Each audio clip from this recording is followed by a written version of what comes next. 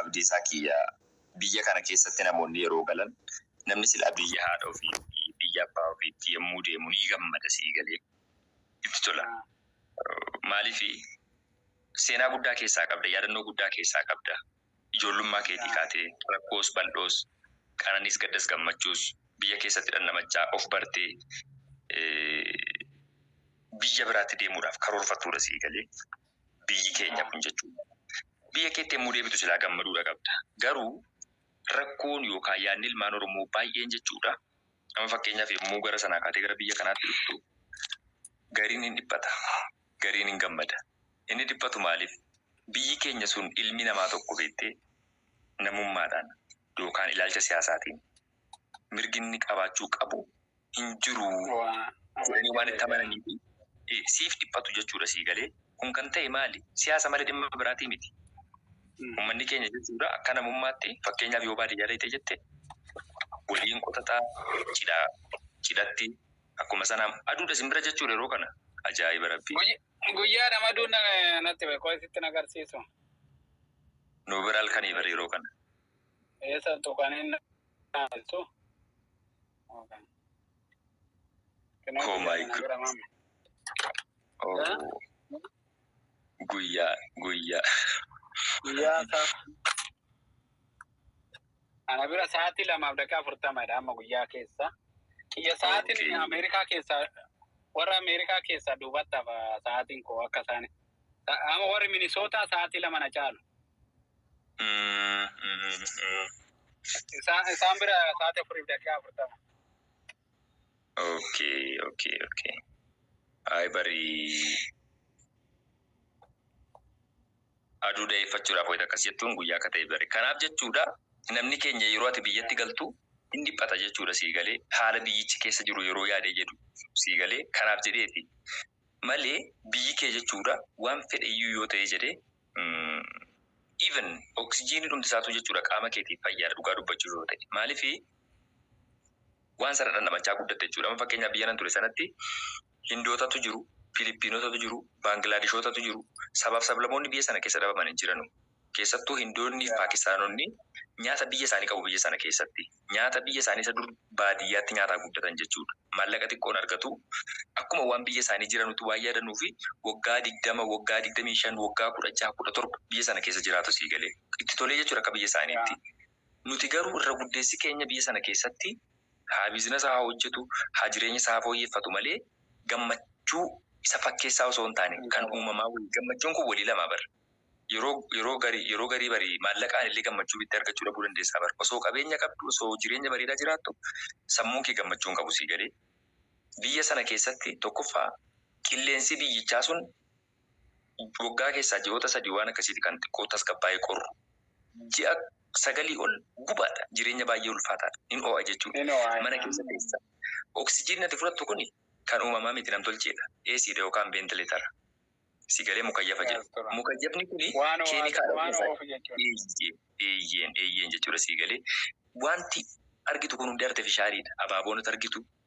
Akkuma sana gamoon argitu, daandiin argitu, wanti hundi artifishaaliidha. Kan uumamaa wanti argitu muraasa jechuudha. Akka 100 keessaa harka 2 ta'u.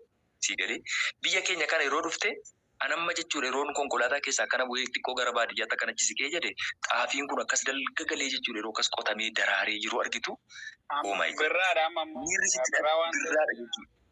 Miirri gammachuu sitti dhaga'amu keelloo kana yommuu ilaaltu kanniisa naanna'u kana yommuu ilaaltu sammuun kee kun akka waan ibee sarviisii wayii galee jechuudha sii galee garaashii akka waan galeetti dhugaa rabbi rifriisi ta'a jechuudha sii galee gammachuu akkasii bitattee maallaqaan argachuu hin dandeessu. Eenyuyyuu yoo ta'e osoo jireenyi comfortable ta'ee fi mijatee fi biyya isaa torbee 2-2tti dhufee argee qilleensa keessatti dhalate guddate argee osoo deebi'ee ilmi namaa kamtuu gammadaadha. Haala jireenyaatu mijataniif malee jechuudha sii galee. Kanaafuu biyya ofii amma fakkeenyaaf biyya biraadhiiti biyya firiideemii qabdu Ameerikaa kana keessatti jechuudha. Dhugaa dubbachuudhaa fi nan hojjedhaa qarshii nan argadhaa makiinaa nan qabaa. Jechuudha biyya kanatti hundumatu qaba warri namni biyya kanatti loomtu taatoo maal jettu mana jireenyaa qabdaa nyaata rakkattu garuu wanni lakkaan biyyatti rilaaks gootu dhabdus qabaattu jettee sooshaal laayifii nama wajjin qabdu san zero da. Amma ana fakkeenya mana fudhatte nama wajjin agartee beekta. Yeroo hunda kophaa keessatti tolee gadi jireenyaa. Makiina keessatti na agartaa yookaan immoo mana jiimiiti. San na agarta malee ana ijoollee hiriyoota wajjin kolfee taphatee hin argattu. Ani firii iyyuu yoon ta'e namoota kaantu biizii ta'a. Yookaan faamiluma kee wajjin illee yeroo waliin enjoy gootu na argattu. Saniif odoo namatti tolee kan namatti tolee hundumtuu namaa ta'e kan biyya ofii ga'u jiru dhugaa sitti maal. Wanti biyya ofii ga'u jiru dhugaa. Social life ga'u jiru. Osoo hunduu guutamee haalli politikaatis haa ta'u haalli jireenyatis biyya ofiitti namaa mijate dhugaa rabbi kan biyya ofii jechuun jiru. Jaalatti biyya ofii namni ga'u wanni ga'u jiru. Kanaaf maal jechuu barbaadee tanaanii hoomaa miti. Dhugaa sitti bareedee jira. Fufurdatti boqoo kana babaaseera. Dhugaa erga galteedhaan. Baga biyyatti galtee dhuguma. Wanni yaaddu jira biyya sanitti ijoollee biraa akka dingataa deemte. Of course hin yaadda. Nan yaadaanis gaaris haa ta'u bada waan dabarsiise tokko hin yaadatta yeroo baay'ee. Yoomis nama baay'ee misgoota garuu baga biyya keessatti galte dhugaa. Baga kiseedhatti galche siroo baga achitti hin tursiisne dhugaa dubbachuudha. Waa baay'ee meebi carraati biyyatti gatu meebi mootummaa taate immoo zabanyaa gootee nu qaxarta biyya alaatti dhufan jettee jechuudha. Achitti baratan Istaanfarditti baratanii makiinaa keessa oolan hin jettuun. Istaanfarditti.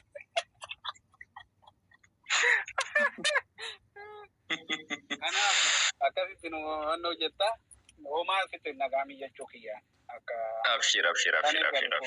Abdiisaa koo quba wal qabnaa keessaanis ol dubbifna waan ta'eef yoomaa tokko iyyuu rakkoon qabu naaf jira. Bilbilli kee WhatsApp anuma har'aa saniin wannoo jedhaan biyya eeyyen kanuma silaa saniin eeyyen. Wal quba qabaannaa homaa jabaadduu qaama ati biyya sanis hoggaa jirtus biyya sana jirtu amma narraa fagaattu har'as fagoo jirta garuu yaada waluma bira jirra. Waluma bira jira. Homaa miti wannoon jedhiiniiti biyya kee keessa jirta qilleensa naannoo keetii fudhadhuuti bashannanii jiraadhu sin jechuu barbaada. Amma bara abdiisa dur Oromoon jechuudha yeroo birraan qaqqabu arfaasaa qotan malee birraa maal aramatu qeerrummaan kuusan malee niitiin fuudhan maal nyaatu jedheetiyyuu. Dargaggeessi akka wayita arfaasaan qaqqabu qotatu oomishatu beettee ergaa waliif dabarsa jechuudha. Bifa qeerrarsaatiin bifa holootiin jechuudha sii galee. Amma kana garuu aniin kun fakkeenyaaf jechuudha oomishni kiyya amma dura biyya arabaatti ture. Amma biyya keessatti oomishan qabu. Xaafiin qaba jedheen hammadhu. Boqqolloon qaba jedheen galfadhu. Sii galee garbuu qamadiin qaba jedhee waa tokkoon godhu.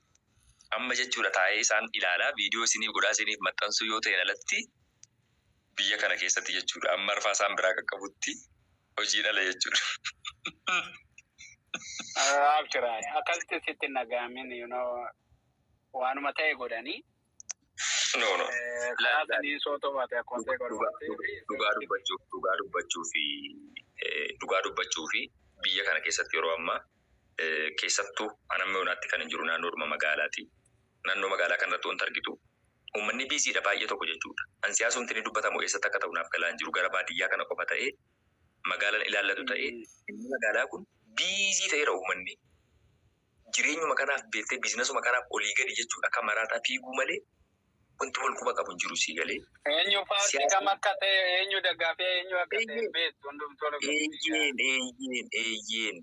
Siyaasni jedhamu kun magaala gadi dhiisee baadiyyaatti galemoos jechiisa sii galee. Magaalli maal argatteeti kan baadiyyaan akkasitti jeeqamtus jechisiisan moo itti garii. Warri baadiyyaa rakkoo dinagdeeti moo rakkoo hawaasummaati moo rakkoo eenyummaati wanti jedhamu sammuu keessa si dhufa jechuudha. Magaala keessatti wanti tokkotti dhageessu hunduyyuu lubbuu ofiitiif fiiga jechuudha. Kanaaf siif hin galu. Siyaasni isa kan jiru miidiyuumarraa kan miidiyaarra jiru kun immoo biyya keessatti beekamuu baatu malee side effect qaba. Like economically kuffisaa economiin kufemmoo uummanni rakkataa. Sanuma effect irratti uuma malee uummanni biyya jiru walitti bahee ati paartii kana ani paartii kana waliin wanni jedhu hin jiru. Wanni sooshaal miidiyaan kun miidhaa uumu pozitiivas haa ta'u negatiiva effektii numa qaba. Poolitikaan kan jiru miidiyaa irratti rakkoo kan uumu immoo lafa irratti jechuudha. Dhugaadha laalama. Qaala'insi jireenyaa jedhamu kunis abdiisaa qaala'insi jireenyaa jedhamu kunis biyya keenya keessatti qaala'insi jireenyaa jira jedhamee baay'ee tokko jechuudha sodaatama. Garuu exchange yommuu gootu maallaqa biyya keenyaatiif gatii fakkeenyaaf amma waa'ee Dubaayiiti kan hin beekachiin dhufe waan ta'eedhaaf biyya Dubaayii kana keessatti bilbila tokko bituudhaaf smaartifoonii fakkeenyaaf amma irratti currently kan magaalarra jiru iPhone 14 Pro Max sun jechuudha. Out of stock ida baay'inaan jechuudha biyya sana keessatti karaa telekoomii biyya sanaatiin yoo ta'e dhalatti hin argattu alarraa moolii sun ammallee available hin taane out of stock ida.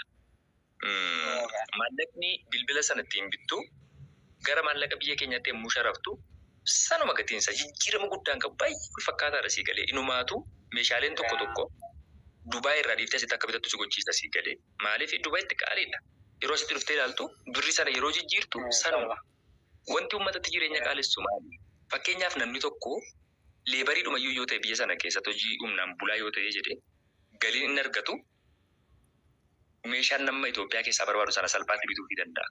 Garuu Itoophiyaa keessa teessee maallaquma sana argachuudhaaf ammoo chaalenjii guddaa si gaafata jechuudha si gadi. Chaalenjii gaafata. Rakkoon biyya kanaa inni guddaan inkaamiif ekspensiin kee wal madaaluu dhabuudha. Wanta ati baaftuuf wanta ati galfattu yoo wal hin madaalle already riskii keessatti lafarra deemee jechuudha si galee. Wanti rakkoo guddaa ta'e biyya kana keessatti kana madda galii keetu baay'ee xiqqaadha. Waa argachuudhaaf. Tariitii namoonni muutii yookaan sarara sana keessa galan salphatti jechuudha jijjiiramuu danda'u. Garuu inni ammoo jechuudha har'a ka'ee waa tokko hin godhe yoona kana biizinasa kanaatiin hin godha jedhu chaalenjii guddaa isa gaafata jechuudha. Maddi galii isaatiif maddi baasisaa garagara jechuudha. Si galee kanatu qaala'insa jireenyaa sana fakkeessa eeyyee. Akkasii maamee koo bakka anis nan deema. Baay'ee abdii sagoota koo dhugaa waa baay'ee taphannee ulfaadhu abdii koo dhugaa anillee dhumsi taphachaa. Sarara kana argadee har'asi waliin dhaggeeffachuu kiyya gorsa kee waan dubbiin ati dubbattu hunduu mi'aa beekta. Anillee dubbachuuf hin dhumne koomentii kan dubbadda duraanu dubbiin koo akkaan taasoo natti hin toltu beekta. So sirraa dhaggeeffachuu dhufee anallee natti himtee waan jiru uummata kanatti himuu keessatti hedduu galatoomsiin jedhu waan jedheen. Dhugaa abdii isaa kun dhugaa. Ani duraanuu namoonni hoggaa qubna gara saasaan hoggaa walloon isaanii biizinesiin koo koomentii jalatti godhee waan kolfaa yaada jalaa geeddaruudha beekta. Dhugaadha jalatti mul'attu baay'ee. Seenuu laayivii seenuu gassirra seenuu jalumaa natti tola. Saniif hedduu tokko nu galatoomii si jaalannaa wal quba qabaanna si jedha. Ayyee abdii nagaa ta'e maamee koo ulfaadhu kabajamii guyyaa gaarii siif haa ta'u yeroo hojii gaarii wal quba qabaanna abdii koo. Yaa sin dubbisa. Ayyee guyyaa gaarii. Yeroo gaarii na qaba. Maaliif raabdu deemtee?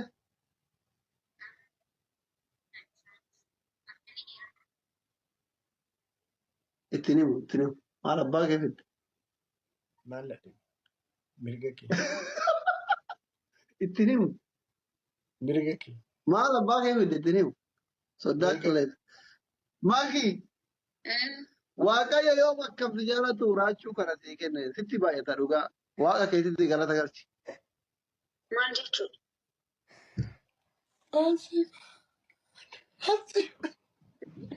Itti misi. Maal jechuudha naan jedhe? Itti Maal jechuudha jette itti hime? waaqayyo si itti foon haadha kotti. Adabbiin lakkaawu. Wallaahi itti Ati hime. kan boos foon haadha koo sirriitti itti. Itti hime bar. Hin dhageenye sagalee isii. Daggamii itti himi. Waaqayyo baay'ee si jaallatatti didanyaadha. Eeshi dhageeffadhu. Maki waaqayyo dhugaa baay'ee si jaalata raachuu kana raachuu pirezidantii qabsaayaa Oromoo sii kenne waaqa keetiif galata galfa. Mee wallahi jee. Dhugaa. Dhugaa. Ayi.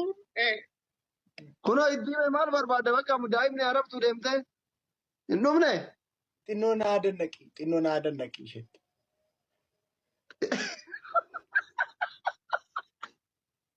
Xinnoon aadan naqi isheetti.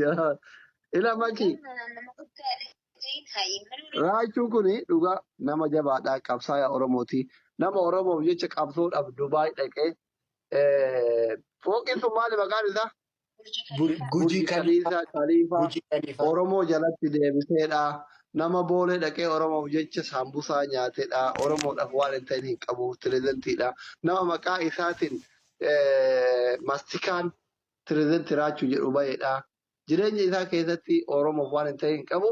Ati immoo qabsaa'aa akkanaa kana argachuun badhaafamuudha Makii.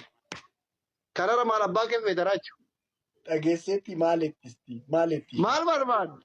Isheen maaleettidha. Dhageetteen hin barbaadu jette. Kun achi barbaadidha jette. Maal taate? Isti sagalee ishee. Makii maal jetta re'ati? Dhagaye waan isin jetta. Kunoo maal jetta Makii? Abu'aan nama guddaadhaati. Jara keenya. Min ayነት ሰፋጣ ነው? ቆይ ምን አይነት ሰፋጣ ነው? እንዴት ምን አይነት ሰፋጣ ነው jette deebisi. ምን ማለት ነው? maal jechuudha? ጊዜ akkanaa sagalee jechi ilaalaa jira miti. Lafa laalaa. ምን አይነት ሰፋጣ ነው siin jette maal jechuudha?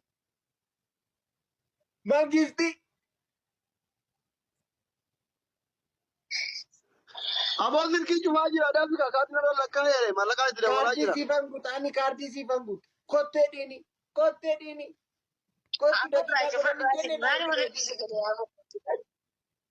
Haansitti dabaluu jalan natumaa jiranii bara. Mangisti. Nama biraa janaa jalutti jira piliis yeroo siif hin qabu. Saa'u Makiyye nagaan ture. Cufatti. Rakkoon qabu baga cufatti qixaatii lama qabdi. Tokko sii dhiisuufan ture macarashaa irratti abbalaashaati. Qixaatii lama qaba.